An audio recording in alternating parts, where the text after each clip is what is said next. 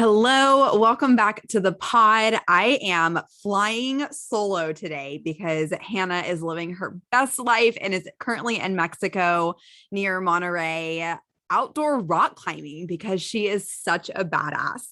I miss her dearly, but I love that she was able to take this week off and go spend some time outside where it's not freezing like it probably is in Denver right now.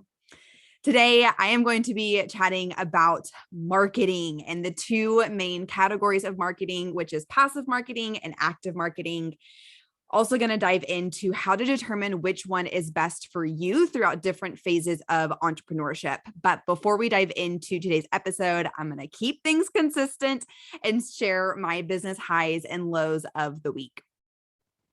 So my high this week was I have had a few really successful co-working flows with two friends. On Monday, I had a 2-hour block with one of my best friends up in New York. And then on Tuesday, I had a friend come to my apartment.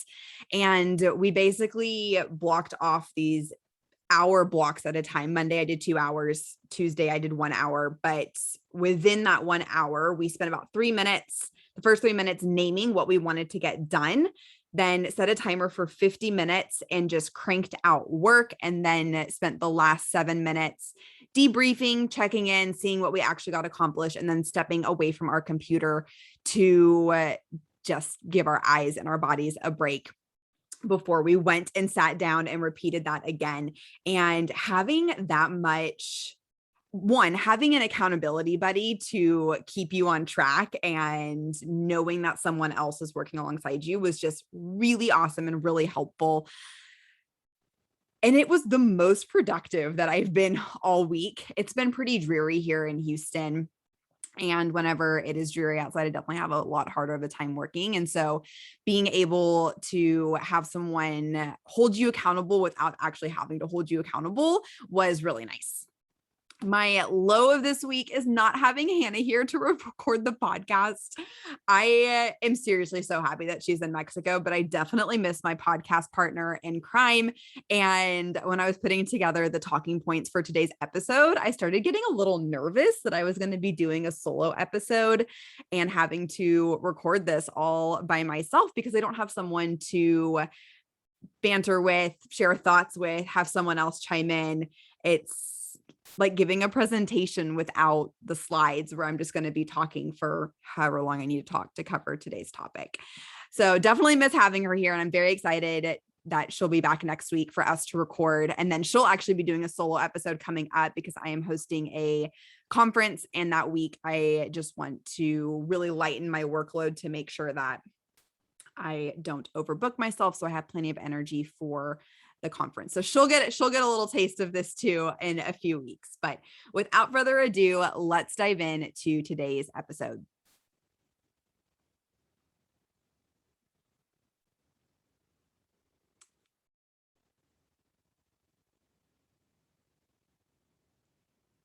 A lot of the work that I've done over the last few years, especially when working with weight inclusive business owners, is talking about marketing, because that is one of the things that I feel like people think that they need to have in order to be a successful business.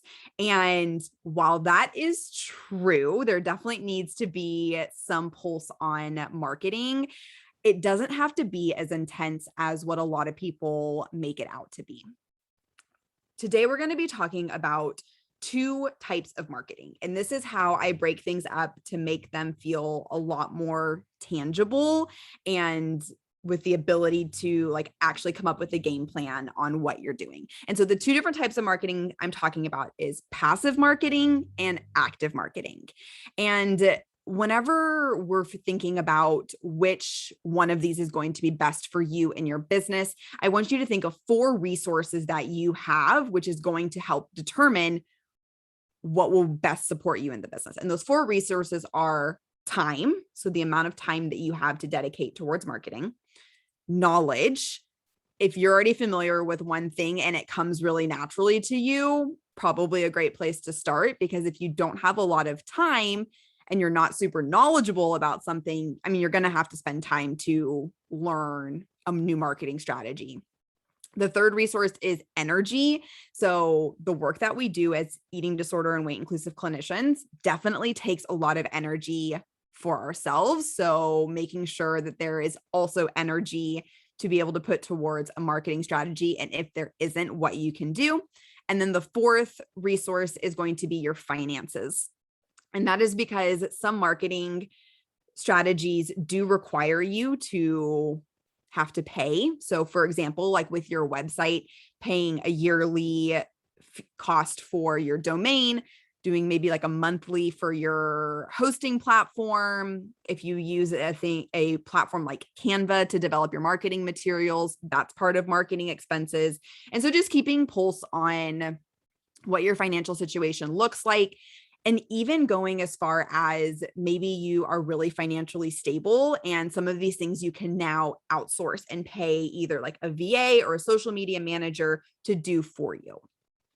So as we go through passive and active marketing examples within each of those, keep those 4 resources in the back of your mind to just help keep a pulse, keep tabs on what might be best for you and your business.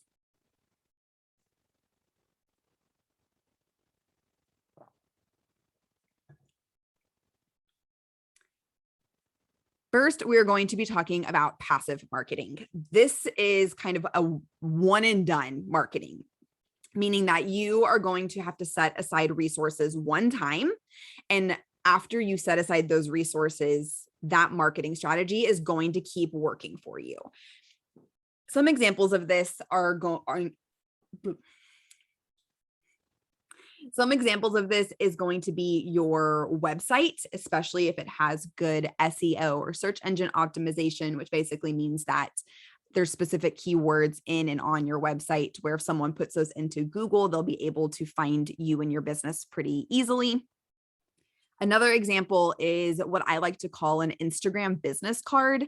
And I don't know if that's like the official name for it. That's what I call it. And what I mean by that is curating 15 to 18 Instagram posts that are so spot on to the topics that you enjoy talking about, the type of work that you do in session, a little bit about you and your practice, and being able to curate your feed with those 15 to 18 posts that if someone were going to go to your Instagram page, they'd have a really good understanding of you and the type of work that you do from those posts and captions. And once you get those up, you can then just leave it and you don't have to worry about posting more. And so this is passive because I imagine you could sit down in an afternoon or a weekend, create those graphics, write out the captions, maybe post one a day for 15 to 18 days. That way you're not overwhelming people with 15 to 18 posts on one day. And then once you have those up, you're good to go. It's just going to be another place on the internet for your ideal client to find you, get to know you, and feel reassured that you know what you're talking about and that you're the right fit. A third passive marketing strategy is having some sort of profile online. So this could either be a LinkedIn profile, a health profs profile, a Psychology Today profile, where people are going to search for the type of services that you're offering. I would say with that, that's more health profs and Psychology Today. With LinkedIn just has really good SEO. And so if you have a LinkedIn profile that has your business as one of your employers on there and someone clicks on it, they would just be able to see that you're legit, see a picture of you. Kind of same thing with the Instagram business card. Just know it's just one other place on the internet for them to feel validated that like you're a living, breathing human being and a clinician that can support them. And the fourth example that I have for a passive marketing strategy is being on some sort of listserv. So the ones that come to mind for me, and that's just because I'm a dietitian, is IFED, which is the International Federation of Eating Disorder Dietitians. I've actually gotten a lot of design clients through there from people recommending me. There's definitely some networking that has to happen with that too, but being able to just monitor your email, which you're probably already doing, and seeing if you're going to be a good fit for someone's ask on the listserv is pretty passive. when it comes to marketing yourself and your business. It doesn't require you to go out and introduce yourself to other people or network or be more active in that sense. You literally just have to open up the email threads from that listserv. So that's passive marketing. It's setting aside your resources one time, creating something, just putting in the time, the energy, maybe the financial piece, paying for something once, to be able to then have that work for you without having to touch it. It's more passive. The flip side of that is active marketing. And this is what I think most people think of when it comes to marketing, specifically social media. And it's one of those things that's going to require consistent content creation and usually requires multiple resources. Specifically of your resources, time and energy are probably going to be the two, because you're having to put in time to create the content. Coming up with content definitely requires some energy. So I would make sure that you have enough of both of those resources in order to partake in an active marketing strategy. And then, as I mentioned earlier, sometimes financial will come into play if you're wanting to outsource some of that content creation. With active marketing, I'm going to use some more businessy technical terms. You're having to use non-billable hours, which means that you need to be making enough money from your clients or other revenue streams to support being able to set aside a specific amount of time each week, because you're not instantly going to be making money from the content that you're creating. This is a long game. With active marketing, you're going to have to show up consistently in whatever way that looks like. And the chances are you're probably not going to be making money right off the bat, because you're going to have to build up that brand consistency. You're going to have to build relationships with people. But ultimately, this is going to help you get further in terms of meeting financial goals, meeting client goals, being well known in the industry, forming lasting connections, in order for you to ultimately get to where you want to go and have your marketing strategy be super efficient. Not to say that you can't get there with passive, but I think eventually you're going to have to add in at least one active marketing tactic in order to accomplish your goals. Some examples of active marketing are, first and foremost, social media, which Hannah and I just recorded a podcast episode on that. It's episode 9, Scratching the Surface of Social Media. If you want to use that as an intro into social media as an active marketing tool. The 3 that come to mind specifically within the weight inclusive business space are Instagram, TikTok, and Facebook. And with Facebook, I would say Facebook groups. There's a lot of groups out there specifically meant for eating disorder and HAES aligned and weight inclusive clinicians.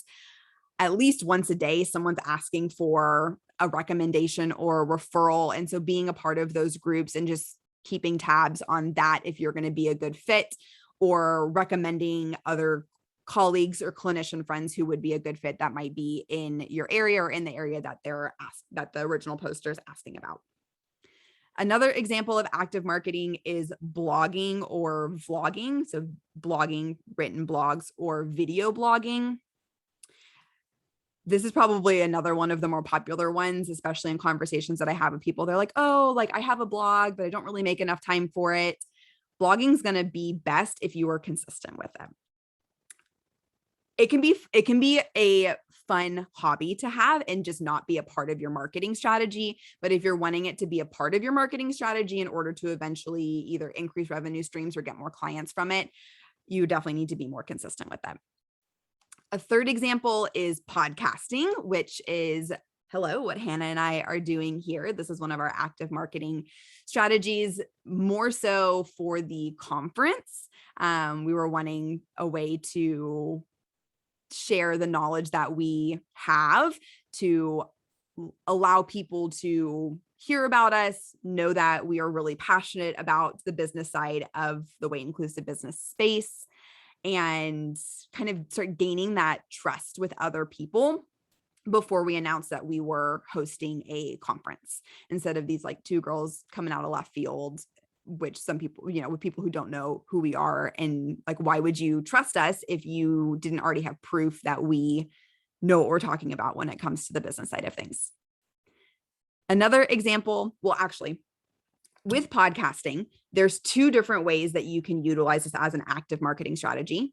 The first one, which is what Hannah and I are doing right now, is having your own podcast. With that, you could invite other people onto your podcast as guests. That way you're reaching their audience as well. If starting a podcast doesn't seem interesting to you, but you do really enjoy talking and meeting with other people, you can reach out to other podcasters and ask and pitch yourself to be a guest on their podcast. With that, you will also be reaching their audience as well. And so it is a way for people to learn more about you and your practice in the niche that you work with. A fourth example of active marketing is attending networking events. So I know IADEP has different chapters in different cities that you can attend and just go meet other clinicians in your space. In Houston, we have the Houston Eating Disorder Specialists, which is a nonprofit of eating disorder clinicians where we host presentations, CEU events, and conferences every other month. So that's always a really great way to network with people, as well as having like happy hours and things like that. And then the fifth example that I have that kind of ties into networking is just reaching out to other clinicians in your space and asking them to go grab coffee or grab lunch or hop on a Zoom call to meet them, do a walk and talk with them, whatever that looks like, but just actively putting yourself out there, having to go spend that time with someone else to get to know them and see if y'all would be a good fit in working together. I know most dietitians have a handful of therapists that they really vibe with. Most therapists have a handful of dietitians that they really vibe with. And so going to meet kind of the opposite counterpart of someone that would complete the treatment team for one of your clients is a really great way to get your name out there and to market your business. And it's, I don't know, the extrovert's coming out of me. Super fun just to get to go network and meet with new people. So that's a summary. So that's a summary of the difference between passive and active marketing. And now you're probably like, Morgan, that's great. How do I know which one is right for me? And with that, I would say, regardless of where you're at in your business building journey, if you're, ranging from like a student and an intern, maybe you're working a full-time job, but you're trying to market your side hustle.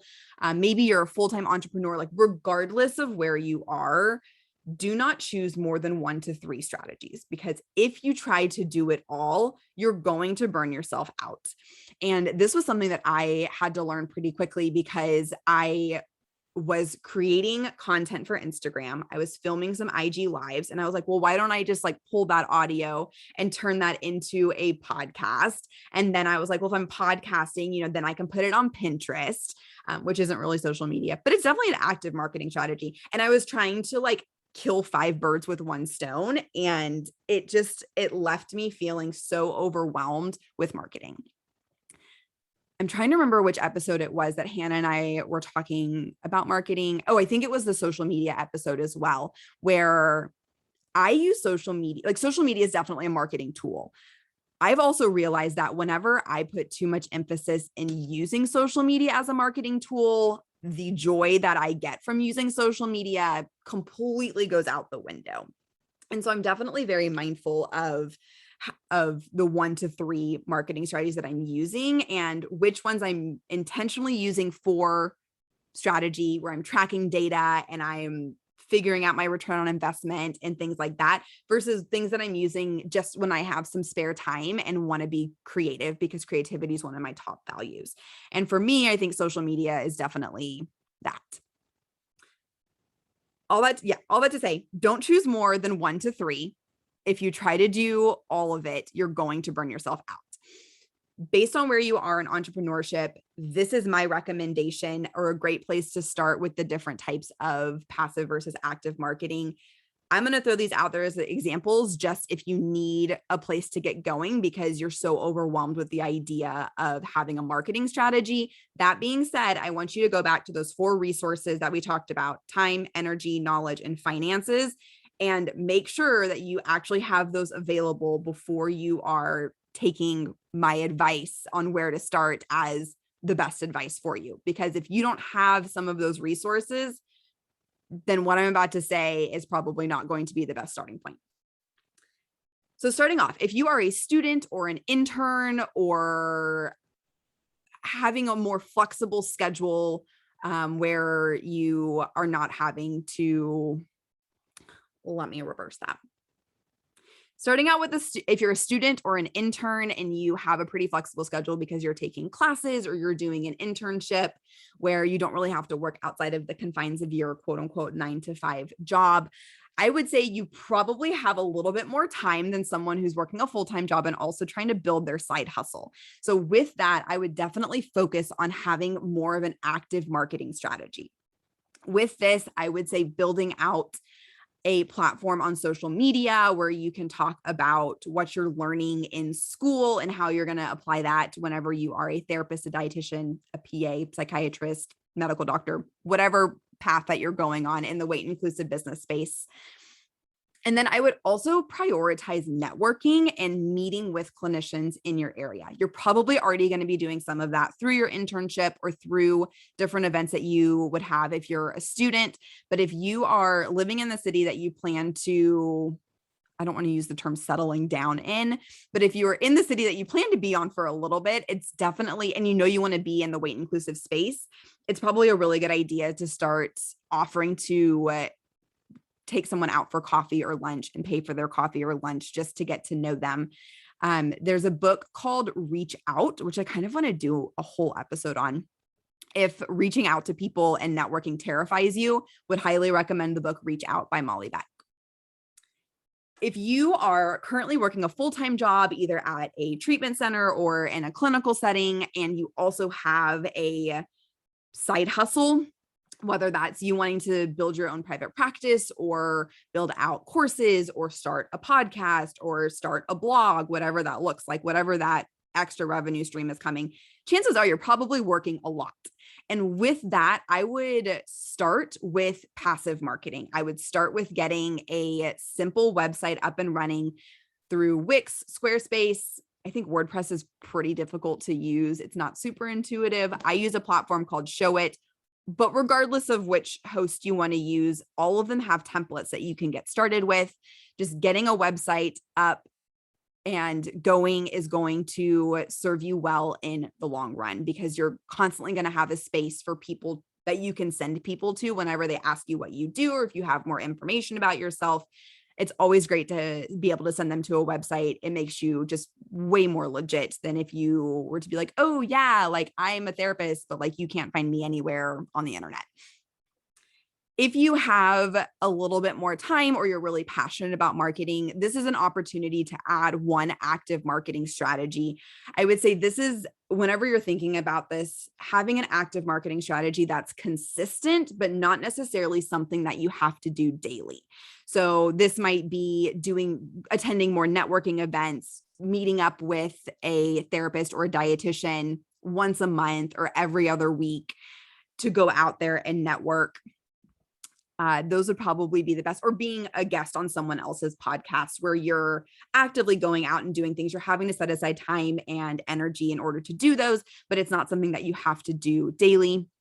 Or if you are really good at batch working, you might be able to add social media into that, but definitely be mindful of the amount of time, because you're already seeing clients all day at your full-time job. I imagine you're probably doing pretty similar work in your side hustle.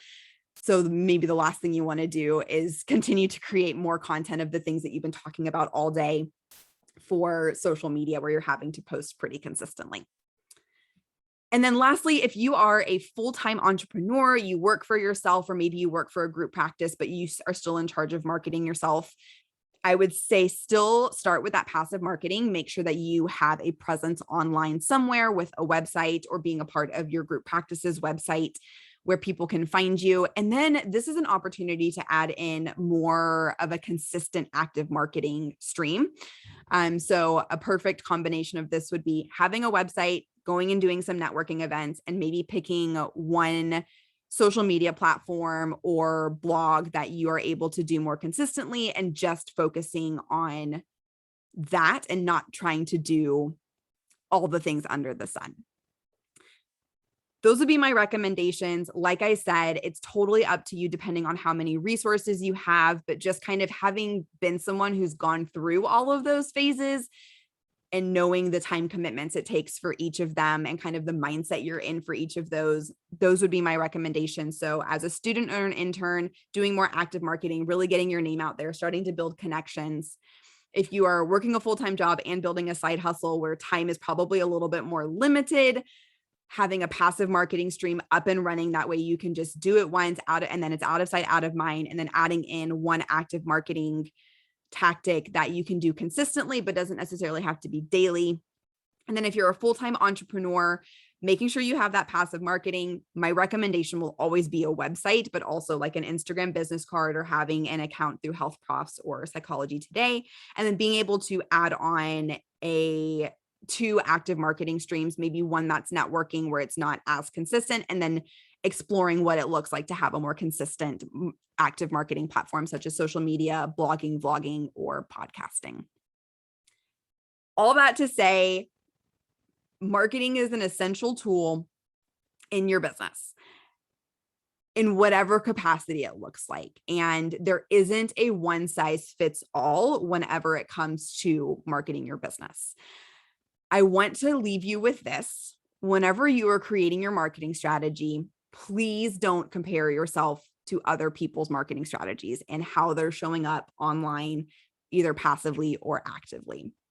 I know that's way easier said than done, but you don't know the ins and outs of the other person's business that you're seeing. You don't know how long they've been in business. You don't know if they're able to outsource some of their marketing, if they have the financial means to pay someone else to do that.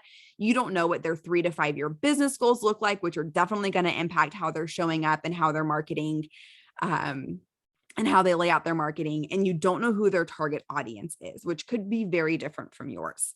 So please don't compare yourself to other people's marketing strategies. Do what's best for you, while also knowing that what you're choosing to do now doesn't have to stay this way forever. As you go through kind of these different stages of student to working a full-time job to working for yourself full-time, or whatever pathway that looks like for you, you can constantly keep tabs on your marketing strategy and make adjustments as needed as your time, your energy, your knowledge, and your finances change. Thanks so much for listening to the Weight Inclusive Innovators podcast. If you like what you hear, go ahead and subscribe to the pod on Apple iTunes, Spotify, or wherever you listen to your podcasts. Please be sure to leave us a rating and review. Share this episode with a business bestie who is also trying to figure out their marketing strategy, and check out our website at weightinclusiveinnovators.com to access all of our show notes. We'll see you next week.